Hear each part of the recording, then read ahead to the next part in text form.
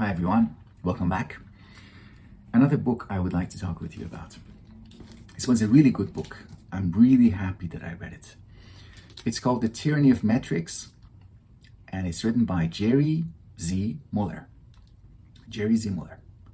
Muller is a historian, primarily. He has written books previously on Adam Smith, on capitalism, various aspects of capitalism. I think he has a book called Capitalism and the Mind.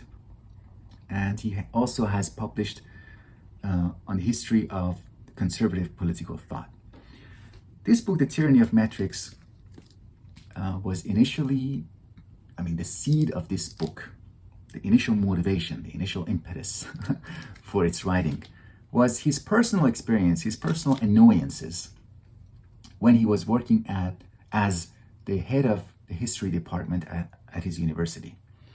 And like many administrative academics who take up administrative roles, he was under pressure to regularly provide these extensive reports about the performance of his unit, his department. How many people, how many publications each person is publishing, has achieved that kind of performance, the teaching, evaluations, all that. He realizes that from that initial scope, relatively narrow scope, there's something wrong with these way of handling performance, thinking about performances, to reduce performance of an academic unit with these metrics. For example, just imagine that you are the president of a university or the dean of a faculty, and you're comparing two departments. You're comparing a history department with a psychology department.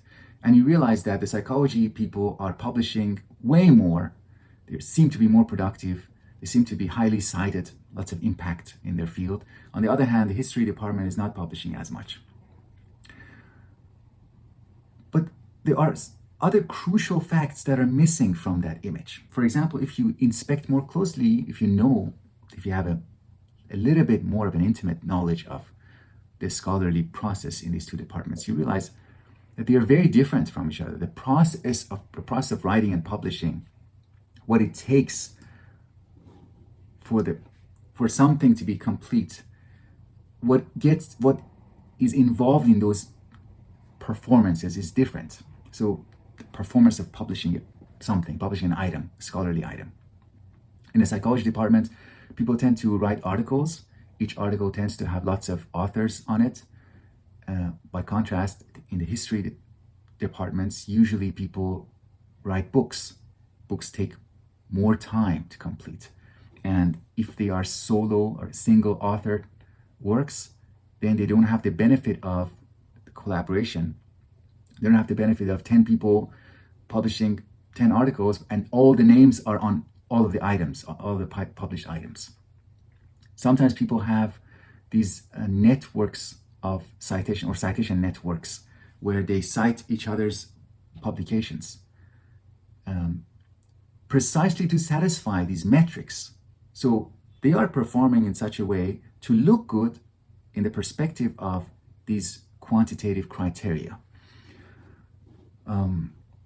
So that's something that requires more inspection, a kind of knowledge that is not quantitative.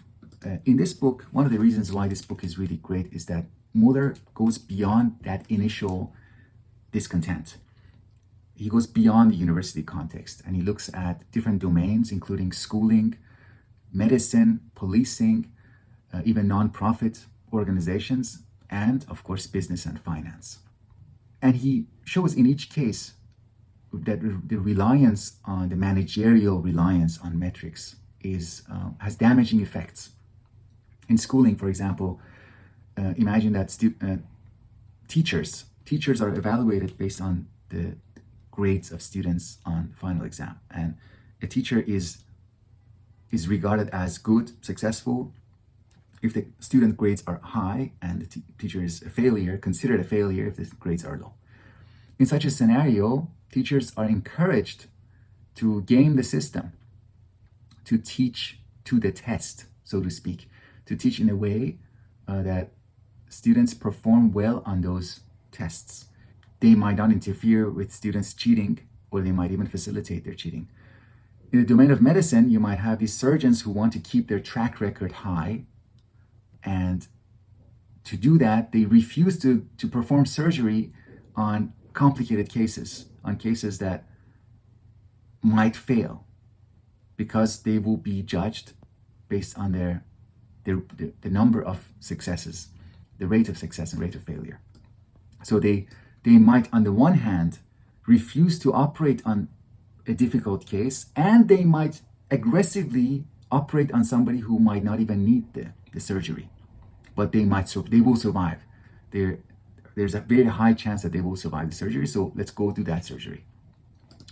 In police and law enforcement in general, law enforcers might choose to perform to satisfy the metrics. They might just focus on very easy cases that don't have a high social impact.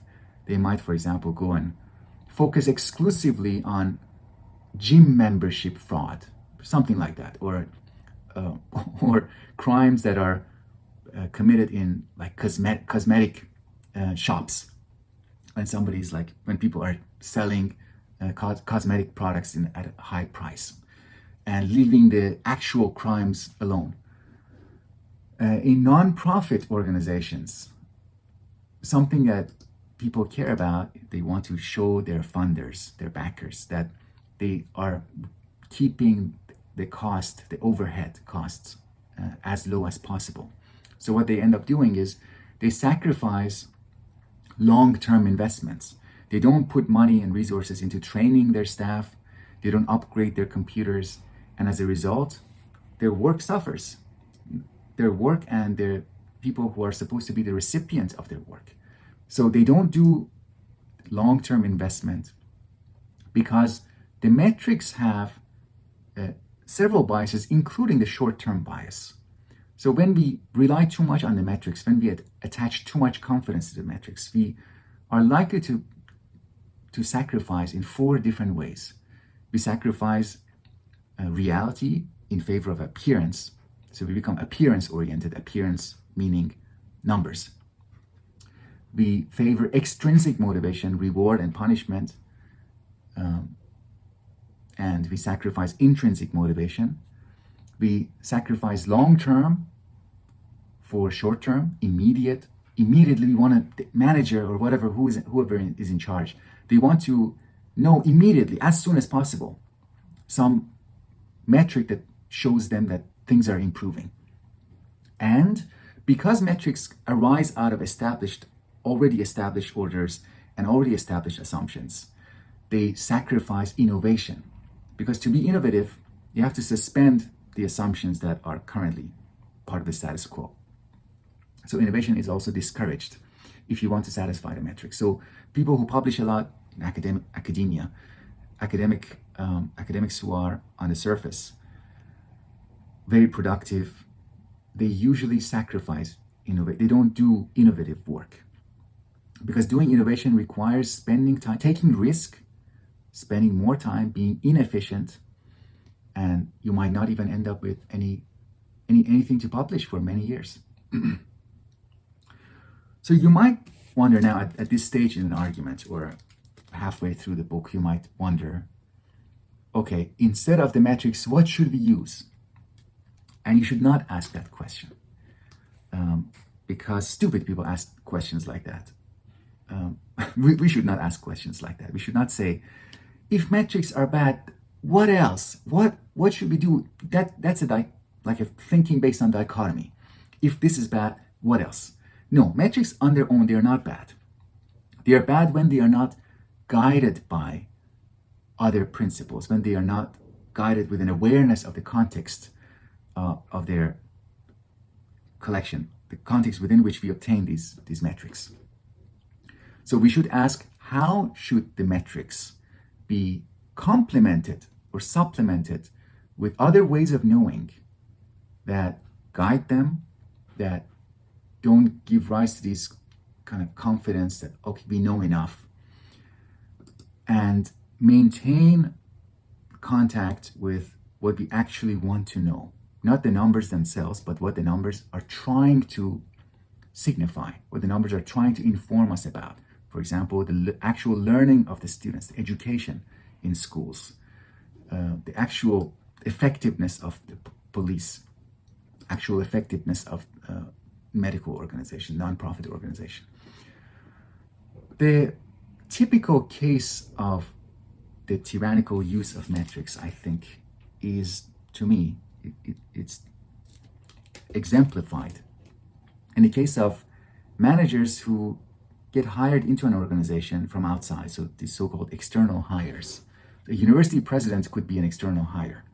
And this external hire comes in, doesn't know much about the organization, but has lots of responsibilities. What they get immediately, or what they might get, is lots of data with lots of metrics, the analytics, the reports, the current reports and the past reports. And based on these metrics, based on these analytics, they might get a sense, a very easy and quick sense, feeling that they know. Not only that they know, but they know what to do now to improve these the metrics. They don't say improve the metrics, but improve the organization in their view. So that is a case of people being completely out of touch with reality, while at the same time feeling very confident about what they know and the decisions that they implement. In contrast to that, imagine an example that was repeatedly cited in this book was the TV show Wire. In The Wire, we have not data from lots of different things, like performance of all the departments, all the faculty, all the police, all the law enforcement departments. No, we have the other way of knowing, which is focused on a single case and tracking that single case through time. That single case in Wire is the city of Baltimore. And we look at the city of Baltimore and different aspects of it through time. These different aspects are policing, schooling, crime, the governance, the culture, socioeconomic status of the people, different ways in which the city is, there's stratification in the city. And we are tracking that single case, and we never say, okay, that's enough. We know enough. I think that is the attitude that makes a perspective non-tyrannical. That kind of sustained curiosity that I know some things, but maybe there is another way we could examine this situation. Maybe there is another angle. Maybe there is a better way. Maybe there is more to know. And I think that is ultimately the message that we should draw from the tyranny of metrics. The examples are really useful. The organization, what Muller is showing us is good because he's showing us the patterns that are problematic. And these patterns apply in all these different domains that he's discussing across different chapters. All right, so that's it for today. A big thank you to my Patreon supporters. And for my next book discussion, I think I'm going to take a little bit of a break from quantitative books about quantification data. And I might do a review of a fiction book. I'm deciding that at the moment. If you have any ideas, suggestions, feedback, let me know. Otherwise, thank you for watching, and I'll speak with you next time.